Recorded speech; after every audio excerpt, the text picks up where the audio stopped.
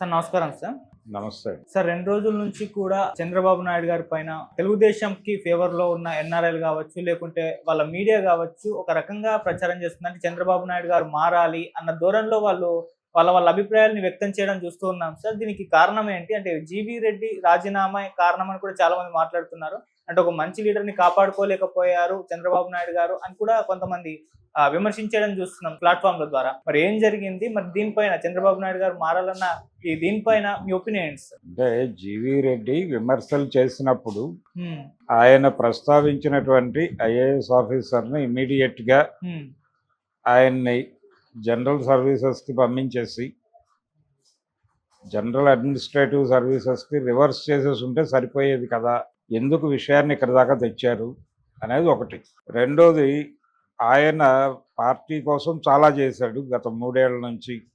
అంటే పార్టీ అధికారంలో లేని టైంలో కూడా ఆయన మీడియా ఛానల్స్‌లో మాట్లాడటము, పార్టీ గురించి, పార్టీ వైఖరిని ప్రజల్లోకి తీసుకెళ్ళటానికి చాలా కృషి చేశాడు. అలాగే చంద్రబాబు గారు అరెస్ట్ అయిన సందర్భంగా ఎవరూ నోరు మెదపడానికి సాహసించని సమయంలో కూడా ఆయన గొంతు విప్పి మాట్లాడాడు. బలంగా ఆర్గ్యూ చేశాడు. మరి ఇంత చేసినటువంటి వ్యక్తికి ఇదా గౌరవం మనం ఇచ్చేది? కాబట్టి అతని రాజీనామాని, అంటే ఈయన రాజీనామాని ఆమోదించారా లేదా అనేది ఒకటి పక్కన పెట్టేస్తే, ఒకవేళ ఇబ్బంది కలిగించుంటే అది మాట్లాడి ఉండాల్సింది కదా పిలిచి. ఆయన నేరుగా నిర్ణయాలు తీసుకున్నట్టుగా ఎక్కడా కనిపించడం లేదని ఇప్పుడు జీవీ రెడ్డి తాలూకా ఆయన అనుయాయులు కొంతమంది మాట్లాడుతున్నారు. ఆయన్ని అభిమానించే వాళ్ళు మాట్లాడుతున్నారు. వాళ్ళేమంటారంటే, ఎప్పుడూ ఆయన సొంత నిర్ణయాలు తీసుకోలేదు, ఎప్పుడూ కూడా ఆయన సొంత నిర్ణయాలు తీసుకోలేదు, పార్టీ నాయకత్వానికి తెలిసి మాత్రమే మాట్లాడాడు ఆయన ఎప్పుడైనా సరే, ఏ విషయమైనా కానీ. ఇప్పుడు ఇక్కడ ఫైబర్ నెట్లో జరుగుతున్నటువంటి అక్రమాలు ఆయన దృష్టికి వచ్చిన విషయాలు కూడా ఆయన నేరుగా మంత్రి గారి దృష్టికి తీసుకెళ్ళిన తర్వాత మాత్రమే, ఏ ఫలితము లేదు అని భావించిన తర్వాత మాత్రమే మాట్లాడాడు తప్ప, ఆయన అక్కడ ఏదో ఉంది ప్రపంచం ముందు మాట్లాడాలి అంటే కొన్ని ప్రచారాలు జరుగుతున్నాయి. ఏం ప్రచారం అంటే, చాలా స్పష్టంగా ఆయన అక్కడ జరుగుతున్నటువంటి అక్రమాల గురించి బహిరంగ వేదికల మీద ముందుగా మీడియాతో మాట్లాడటం అనేది ముఖ్యమంత్రికి కొంత కోపం తెప్పించింది అనేది ఎస్టాబ్లిష్ అవుతోంది. ఇది వాస్తవం కాదు. ఆయన ముందుగా బయట మాట్లాడలేదు, లోపలే మాట్లాడాడు. లోపల సరైనటువంటి న్యాయం జరగకపోవడం వల్లనే బయటకు మాట్లాడాడు. ఇది ఇంటర్నల్, మన పార్టీలో ఇంటర్నల్గా జరిగినటువంటి లోపమే తప్ప, ఎక్స్టర్నల్గా ఆయన ఏదో వెళ్ళిపోయి పార్టీ పరువుని రోడ్డు మీద చేశాడు అని మాట్లాడటం కరెక్ట్ కాదు. ఈ కండిషన్స్లో ఇక్కడ ఇమడలేక, అంటే ఆయన వద్దు అని చెప్పిన తర్వాత కూడా నియామకాలు జరిగాయి. వాళ్ళని తీసేయండి అని చెప్పినా కానీ తీయలేదు. వాళ్ళకు వేతనాలు చెల్లించారు, నష్టం జరిగింది. ఆ నష్టాన్ని ఎవరు భర్తీ చేయాలి అనేది ఒక ప్రశ్న. రెండోది, వీళ్ళ అనవగాహనతోనూ వీళ్ళ అజ్ఞానంతోనూ చాలా వద్దు అని చెప్పినా కానీ కొన్ని బిల్స్ కట్టేశారు, కొన్ని చెల్లింపులు చేశారు.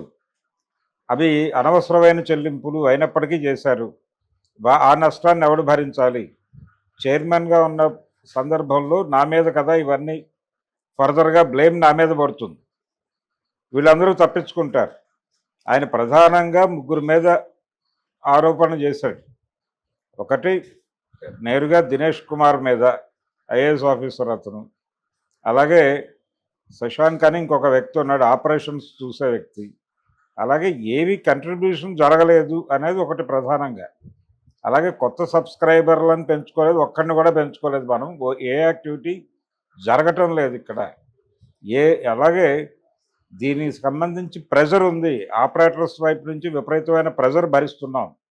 ఆ ప్రెజర్ భరించడానికి సిద్ధపడుతున్నాం, కానీ వాళ్ళకి చెప్పిన టైంకి చెప్పిన కంటెంట్ డెలివరీ చేయటం మీద మనం శ్రద్ధ పెట్టడం లేదు. దానికి ఏం చేయాలో కూడా మన దగ్గర ప్రాథమికమైనటువంటి అవగాహన కూడా లేదు. ఇంత ఇబ్బందికరంగా ఉన్నటువంటి పరిస్థితులని నేను ఎలా మోటివేట్ చేసి ముందుకు నడిపించగలను? వీళ్ళకి ఎక్కడెక్కడి నుంచో ఎవరెవరు సపోర్ట్తో ఉంది. ఇంతమంది ఇన్ని రకాల సపోర్టులతో ఇక్కడ ఉన్నవాళ్ళు నా మాట వింటారని నేను అనుకోలేదు. అందుకని నేను వెళ్ళిపోతున్నాను అని చెప్పేసి ఆయన ఓపెన్గా ఒక చోట ఎక్కడో మాట్లాడి ఆ లెటర్ పంపించేశాడు, అయిపోయింది. ఇప్పుడు ఈ లెటర్ని ఆమోదించడం అంటే, అంటే అంత క్లారిటీ ఉన్న వ్యక్తి. ఆయన ఎప్పుడూ కూడా ఏదైనా పద్ధతిగా చేసే మనిషి తప్ప పద్ధతి మీరి చేసే వ్యక్తి కాదు. అలాంటి వాడిని కాపాడుకోవాల్సింది పోయి ఎందుకు గెంటేస్తున్నారు? ఏదైనా ఉంటే అతన్ని పిలిచి కూర్చోబెట్టి మాట్లాడాలి. అతను ఆరోపణ చేసింది అధికారుల మీద. పైగా అతను ఒక మాట అన్నాడు, అతను వైసీపీ టైం నుంచి కొనసాగుతున్నాడు ఎండి మీద.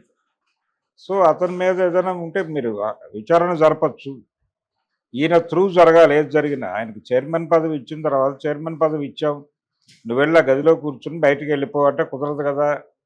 ఆయన కొంచెం పట్టించుకుంటాడు. పట్టించుకున్నప్పుడు ఆయన మాటలు అవతల వాళ్ళు విన్నప్పుడు ఆయన ఏం చేస్తాడు? అక్కడ చేయలేని ఉద్యోగం ఎందుకు చేయాలని చెప్పి బయటకు వస్తాడు. అదే జరిగింది అక్కడ. అంటే వ్యవహారాలని ప్రాపర్గా డీల్ చేయటంలో అంటే ప్రభుత్వంలో ఏదో లోపం జరుగుతోంది. ఆ లోపానికి ఇలాంటి వ్యక్తి బలైపోతే ఎలాగా? ముందు ఆ లోపాన్ని రెక్టిఫై చేసుకోవడానికి ఏం చేయాలో అది ఆలోచించండి. బాబు గారు ఆయన గతంలో చాలా సమర్థుడే కానీ ఇప్పుడంత సమర్థవంతంగా ఉన్నారా అనేది అనుమానం ఇలాంటి సందర్భాల్లో వస్తోంది. ఆయన మీద ఏ ప్రెజర్స్ పనిచేస్తున్నాయో తెలియదు. కాబట్టి జీవీ రెడ్డి బయటకు వెళ్ళిపోవడం వలన నష్టం జరుగుతుంది అనివార్యంగా. ఆయన్ని మనమే బయటకు పంపించామనేది ఇప్పటికే వైసీపీ దీన్ని టేక్ ఓవర్ చేసింది. ఇష్యూ టేక్ ఓవర్ చేసి ఇంటర్నల్ వ్యవహారాలన్నీ రాసేస్తున్నారు. వాళ్ళు పేపర్లో రాస్తున్నారు, వాళ్ళ ఛానల్లో టెలికాస్ట్ చేస్తున్నారు. అలాగే వాళ్ళ సోషల్ మీడియా నెట్వర్క్స్లో ఈ మొత్తం వ్యవహారం మీద వాళ్ళు వ్యాఖ్యానాలు వెదజల్లుతున్నారు జనంలో.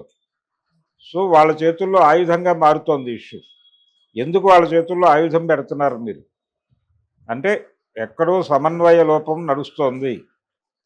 ఆ సమన్వయ లోపాన్ని సరి చేసుకునేటువంటి కండిషన్లో సీఎం గారు ఉన్నట్టుగా అనిపించడం లేదు అని చెబుతూ నేరుగా చంద్రబాబు నాయుడు మీదే విమర్శ నడుస్తోంది గత 2 రోజులుగా. ఈ టార్గెట్ ఏమిటి అంటే చంద్రబాబు నాయుడు సమర్థవంతంగా లేడంటే ఆయన వయసు రీత్యా కావచ్చు, పాత తరం రీత్యా కావచ్చు. ఇప్పటికే పాత తరం నాయకుల్ని చాలామందిని పక్కన పెట్టారు. వాంటెడ్గానే యనమల రామకృష్ణుడు ఈ బ్యాచ్ మొత్తాన్ని కూడా పక్కకి పెట్టారు. ఈ పక్కకి పెట్టడంలో లోకేష్ క్రియాశీలక పాత్ర పోషించాడు అనేది వీళ్ళ అభిప్రాయం. ఇప్పుడు ఎవరైతే మాట్లాడుతున్నారో వీళ్ళందరూ అభిప్రాయం. ఏదో మేరకు ప్రభుత్వం పనిచేస్తుందంటే అది లోకేష్ చొరవ వల్లనే అని మాట్లాడుతున్నారు. ఈ మాటల వెనకాల ఉన్న ఉద్దేశం ఏంటంటే నాయుడు గారు మీరు తప్పుకొని లోకేష్కి బాధ్యతలు అప్పచెప్పేయడం బెటర్ అని చెప్పడం. ఇది కొంచెం అగ్రెసివ్గానే చెప్పే ప్రయత్నం చేస్తున్నారు. వీళ్ళు అగ్రెసివ్గా చెప్తున్నారు అనేది వైఎస్ఆర్సీపీకి చెందిన సోషల్ మీడియాలో కూడా వీటి మీద కథనాలు వచ్చినాయి. వాళ్ళు ఎక్కడి దాకా తీసుకెళ్లారంటే దీన్ని ఇది ఒక రకంగా వీళ్ళు కొంచెం హార్ష్గా మాట్లాడుతున్న మాట వాస్తవమే కానీ వీళ్ళు హార్ష్గా మాట్లాడుతున్న దాన్ని లీడ్ తీసుకుని వైసీపీ సోషల్ మీడియా ప్లాట్ఫామ్స్ మీద మేము గతంలో పార్టీ వ్యవస్థాపక అధ్యక్షుడినే కిందకు దించి మిమ్మల్ని ఎక్కించినటువంటి చరిత్ర ఉన్న పార్టీ ఇది. కాబట్టి ఏ క్షణమైనా మిమ్మల్ని తీసి లొకేషన్ ఎక్కించడం మాకు పెద్ద కష్టమేం కాదు అని వీళ్ళు రాసేస్తున్నారు ఉత్తరాల్లో అని కూడా వాళ్ళు వ్యాఖ్యానాలు చేసేస్తున్నారు. దీనికి మీ దగ్గర ఉన్న ఆధారం ఏమిటి అని అడిగితే ఇదిగో వీళ్ళు రాసినటువంటి సోషల్ మీడియాలో వీళ్ళు రాస్తున్నటువంటి రాతలే మాకు ఆధారం అని చెప్తున్నారు. అంటే అవతల వాళ్ళకి ఆ స్థాయి ఆయుధాలు ఎందుకు ఇస్తున్నారు మీరు అని వీళ్ళ గొడవ, పార్టీ గొడవ.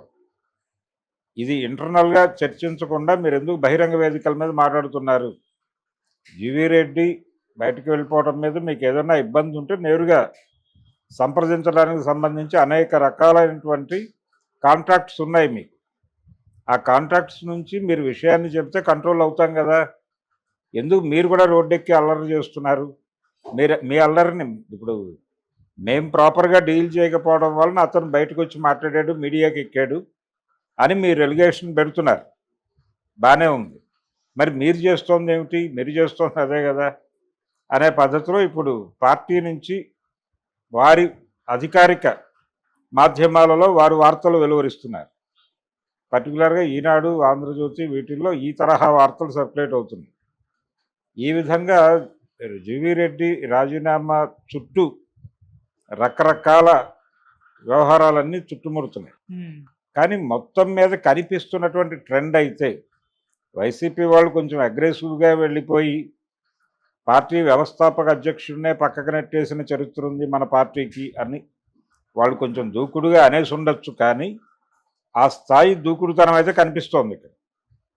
అంటే ఒక ఒక నెమ్మదిగా పార్టీలో నాయకత్వ మార్పును కోరుకుంటున్నారా క్యాడరు అనే అభిప్రాయం కలిగే పద్ధతిలో ఈ ఉత్తరాలు ఉంటున్నాయి, వీళ్ళు రాస్తున్నటువంటి వ్యాఖ్యానాలు ఉంటున్నాయి.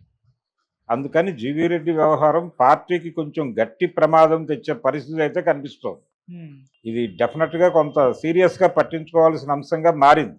ఓకే, ఇది నష్ట నివారణ చర్యలు చేపట్టి ఇమ్మీడియట్గా అతన్ని పిలిచి కూర్చోబెట్టి ఆ రాజీనామా ఉపసంహరణ చేయించటము, లేకపోతే మరొకటో లేదు, లోపల ఇన్సైడ్ అతనికి ఉన్నటువంటి ఇబ్బందులు ఏంటో కనుక్కుని ఆ ఇబ్బందుల్ని లేని వాతావరణం కల్పించి ఇంకెవరైనా సమర్థుడైనటువంటి వాడికి అప్పచెప్పి ఇతన్ని ఇంకొక చోట ప్లేస్ చేయటము, ఏదో ఒక అకామిడేషన్ జరగకపోతే దీని నష్టం చాలా ఉంటుంది అనే అభిప్రాయం అయితే కలిగించగలిగారు.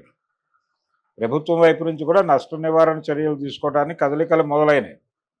అంటే ఈ రాస్తున్న వాళ్ళని కంట్రోల్ చేస్తూ నష్ట నివారణ చర్యలు ఎలా చేయాలి అనే దాని మీద కూడా, అంటే 2 పద్ధతుల్లో వాళ్ళు యాక్టివిటీ మొదలుపెట్టారు. అవి ఏ మేరకు ఫలితాలు ఇస్తాయి అనేది చూడాలి. ఈ యాంగిల్లో చూస్తే అంటే జీవీ రెడ్డి బయటకు వెళ్ళిపోవటం అనేది ఇది ప్రారంభం, ఇంకా చాలామంది వస్తారు అని మాట్లాడేస్తున్నారు. అందుకని మాట్లాడే వాతావరణం కల్పించొద్దు, అవతల వాళ్ళకి మాట్లాడే స్పేస్ కల్పించొద్దు. మనం జాగ్రత్తగా వ్యవహరించాల్సిన అవసరం ఉంది. ఏం జరిగినా వాళ్ళు రోడ్డున వేస్తున్నారు, ఇది స్పృహలో ఉంచుకొని బిహేవ్ చేయండి. ఇప్పటికే సీనియర్ నాయకులు చాలామంది మాట్లాడారు చంద్రబాబుతో, అయ్యా ఇదేదో కొంత ఏదో అనుకుంటే ఇంకేదో జరిగేటట్టు ఉంది, దీన్ని ఇమ్మీడియట్గా కంట్రోల్ చేయాల్సిన అవసరం ఉంది అని సీనియర్ నాయకులు ఆల్రెడీ చంద్రబాబు నాయుడు కాషన్ ఇచ్చారు.